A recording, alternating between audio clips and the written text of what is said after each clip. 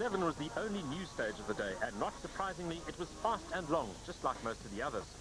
The pastoral surroundings make this part of the Overberg one of the most scenic in the Western Cape, but the peace and quiet was about to be shattered by the roar of rally cars raced in anger. Young John Williams was improving steadily. Gemmell was faster, but not yet confident enough to pose any threat to the top dogs on this event. His time will come.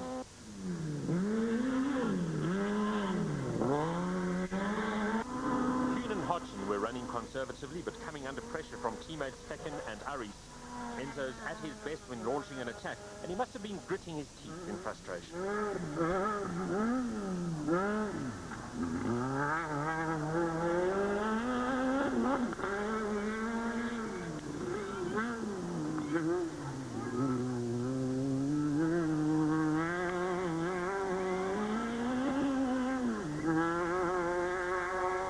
Lawrence remained ensconced in a safe third, although the action behind him was hotting up. The Pretoria team total driver always enjoys the time stuff.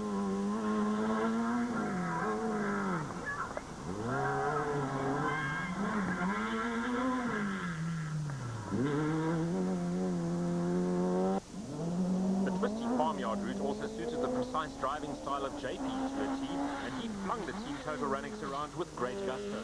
His reward was a time only 5 seconds off the winning pace.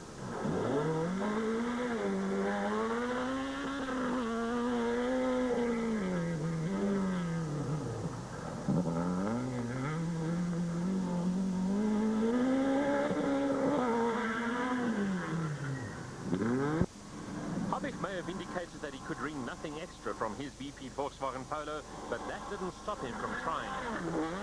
But even his commitment wasn't enough to prevent teammate Fecken from beating him, albeit by a single second.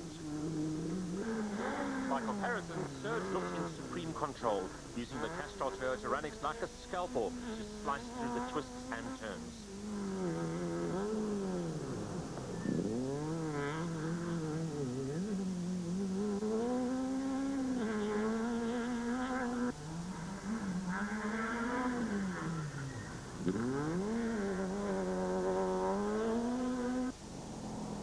In the N4 category, Pizer and Hoskins looked calm and comfortable. But the Rally Chick sisters were faster than the Viking Subaru boys this time round.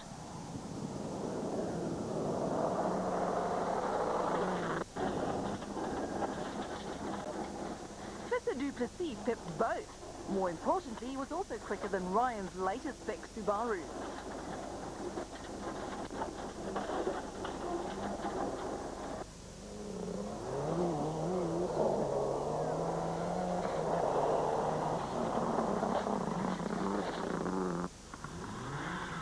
Fernando Reuter was soldiering on, but a transmission problem was about to force him into retirement.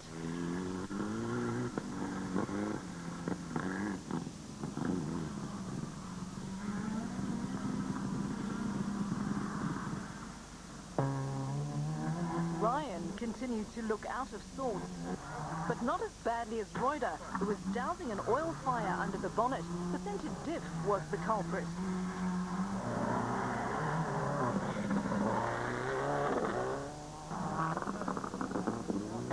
Diff. Gone. It was going on the stage before, and now it's gone, properly gone. Looking almost serene by comparison, Wilkins' stated objective of chasing the S2000s wasn't coming to fruition. He looked invincible in N4.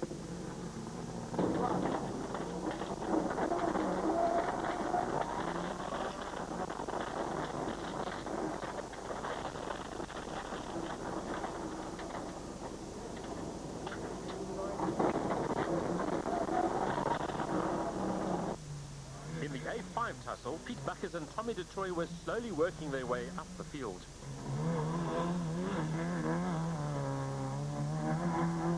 An out-of-sorts Sassel Taz didn't flatter the talents of Piazza Musso, though. Andre Kleinberg was also on the march and had Claudio in his sights.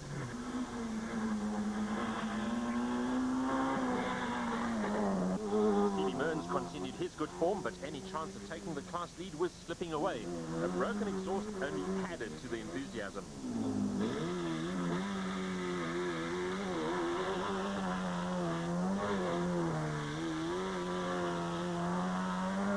Chasing hard for Mearns' second place were Chart Conradi and Alvine Coetzee. Alvine is the daughter of rally and off-road legend Cassie Coetzee. She's also a lot prettier than Cassie.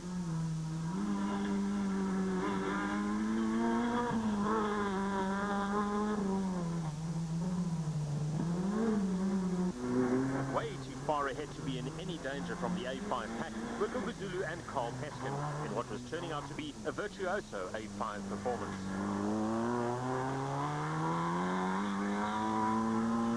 We've done actually quite well in the first two stages. We struggled initially with the car setup, but I think now we've got it on the right groove, so to say. Don't go away. More action from the Toyota Dealer Rally after the break. Stage 8 was a repeat of day 1's stage 5, challenging the crews with a mixed bag of flat-out straight and farmyard 90 lefts and rights. At 27 kilometres, it was also one of the longest stages of the day.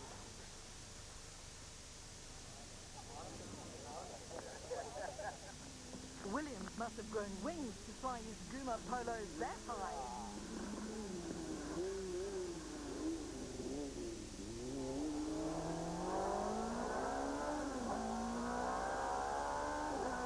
JP's pace, however, was a little lackluster on this stage. A little wrong slot, perhaps.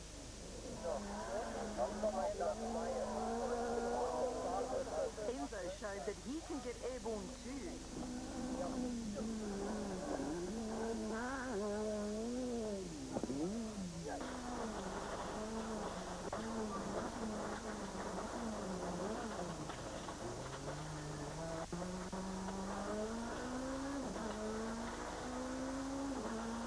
Gerald matched Kuhn's time over this stage, underscoring his growing familiarity with the running. Still in third overall, Lorenz was sensing a possible charge from Kuhn, now only 16 seconds adrift of the total running. Here's another Volkswagen driver with wings. Second was equal second fastest on stage 8. He shared his stage time with Hubich, who was still hoping to sneak into a last gasp lead should Danfo's car experience any trouble. But Serge kept at his hammer and tongs and was looking invincible. In A7, Ruiz continued to press on as he tried to make up time on the A7 leaders in his Sasol Ranix. Ball's caliper woes had apparently been resolved, but his times were slowing.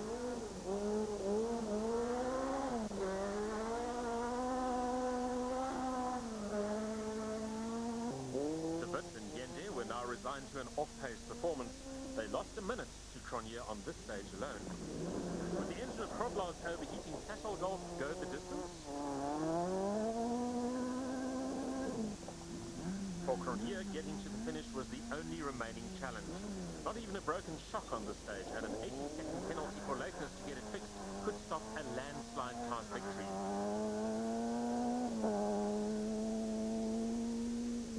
In N3, Michael Houghton was trailing the top 3 teams with no chance of making up a place.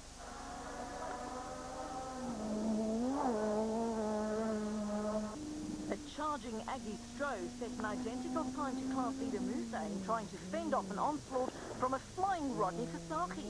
Stroh fought back gamely, but the attack was just too fierce. Even so, it was a fine effort.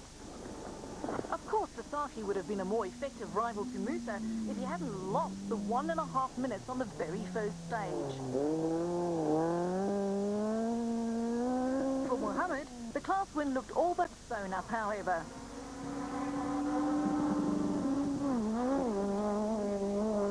The last gravel stage of the Toyota Dealer Rally was a repeat of stage 1.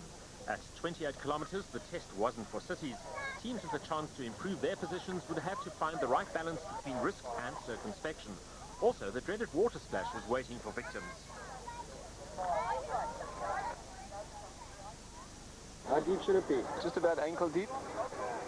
And it was close to the knees earlier this morning, so we have let it out a bit. The lure of water-inspired peril drew a huge crowd of spectators.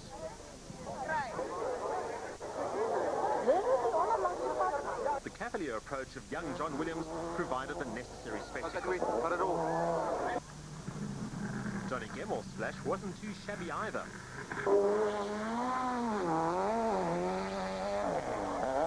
And Kuhn's effort was a crowd pleaser.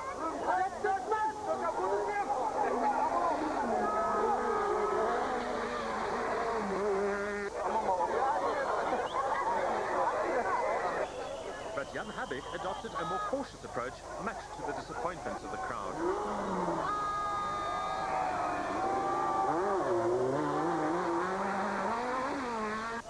Most spectacular of the Volkswagens was Fecken, but the BP Polo didn't enjoy the shower.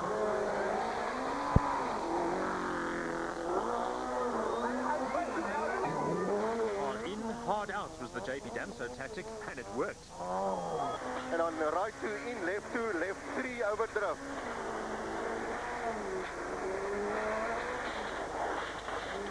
Left 9. 80 uphill. Lawrence, worried about Kuhn's late push, didn't spare the horses either. The crowd favourite didn't put a foot wrong in his way to another fastest time. The Verlaag sisters tackled the penultimate stage in the hope of catching the Viking Subaru of Peiser and Hoskins. But Peiser wasn't about to be outspiked and kept it steady, although the girls beat them by 16 seconds here. Ryan was driving for a finish. Any hopes of taking the N4 class honour well and truly dashed. Both Ryan and Duplessis pleased the crowds with their charge through the water. But making the biggest splash of all, in more ways than one, were Wilkin and Godrich, still in full command of the N4 class. If N4 ended up a one-horse race, then A6 was the class of upsets. Andy Haig-Smith and Eugene LaRue were living proof that simply keeping it on the road can lead to a good result. Second in class in this instance. Lady Luck smiled on a still struggling Trotten Swan. Having been outpaced by Lawrence and Jacobs for virtually the entire event, the latter's aging conquest RSI retired when the wheel stud sheared, leaving Trott to inherit the A6 win.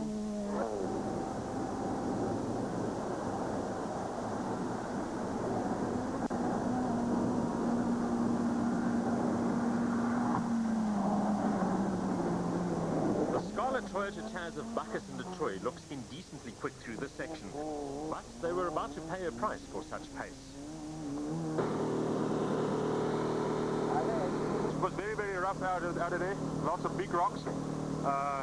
Took one turn too sharp and hit one of the rocks on the outside. Tire came off. Tried to ride it out of the stage, but it wasn't happening. Repairs effected, the crew continued on their merry way.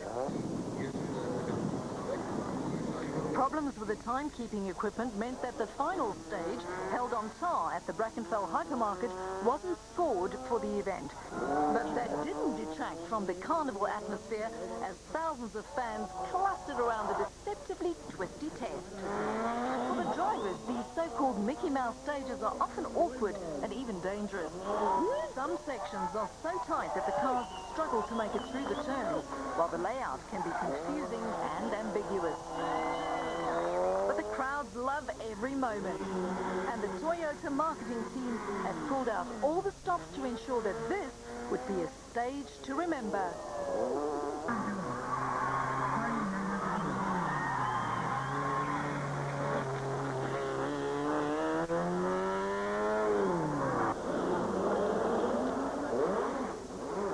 For the most spectacular incident goes to an inspired Etienne Lawrence. A power slide goes horribly wrong as the Team Total Runnex slews wide and hits a tree. TV director Jan Stein gets out of the way, but only just in time. Here's his close-up view. Minus a left rear wheel and some rear glass, Lawrence soldiered on and made it to the finish and the nearby park firm without losing his third place.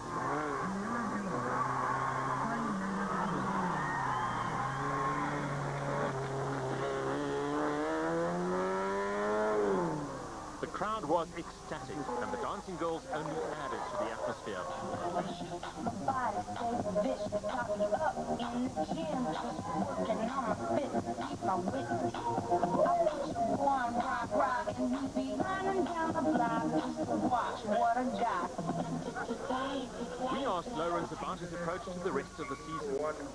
think to try and win the rally is probably not the idea. I think to get a top 3 finish every rally is probably the best advice I could give myself or everybody else. But I think consistent, fast finishes would be good. That would be nice to pop in a win or two, yeah, that'll be great. But I think to do that you have to stick your neck right out and accept the fact that you can fall off and not finish at all. Habik wasn't too disappointed with second. We went as fast as we could without breaking it or going off the road. So we had no reserve left whatsoever. I think the pace that we were trying at is probably our max, and once we get the car to run properly, it'll be okay. A great round of applause. Yeah, I'd like to, get more used to the car and find out where the limits are. This wasn't a good rally to try and find those limits. Way too fast. But I think hopefully by the third or fourth rally we'll really know the car well, and maybe then give the S2000 maybe a bit of a go. Damso dominated from start to finish. I think we caught him a little bit snoozing on the first day, and from there we had to... Gegloei en KwaZulu-Natal.